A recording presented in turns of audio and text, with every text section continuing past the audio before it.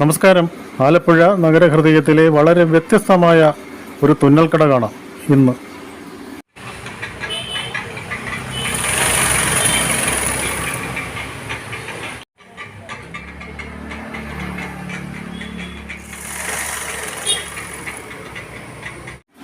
ഇത് മുഹമ്മദ് റഷീദ് കഴിഞ്ഞ 25 വർഷക്കാലമായി ആലപ്പുഴ നഗരത്തിൽ തുന്നൽക്കട നടത്തുന്ന ഒരു വ്യക്തിയാണ്.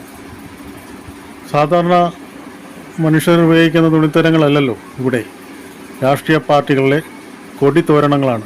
എല്ലാ രാഷ്ട്രീയ പാർട്ടികളുടെയും കൊടിയും തോരണങ്ങളും ഇവിടെ അദ്ദേഹം തുന്നിക്കൊടുക്കുന്നു. 25 വർഷക്കാലമായി രാഷ്ട്രീയ പാർട്ടികളോടോ മറ്റുള്ളവരോടോ യാതൊരു പരിഭവവും പരാതിയുമില്ലാതെ അദ്ദേഹം തൻ്റെ ഉപജീവന മാർഗം ഇങ്ങനെ നടത്തിക്കൊണ്ടു പോരുന്നു.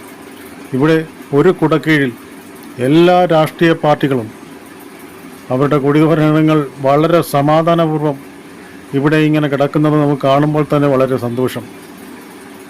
ഈ കൊടികൾക്ക് സത്യത്തിൽ ഇപ്പോൾ യാതൊരു വിധത്തിലുള്ള ജീവനില്ല.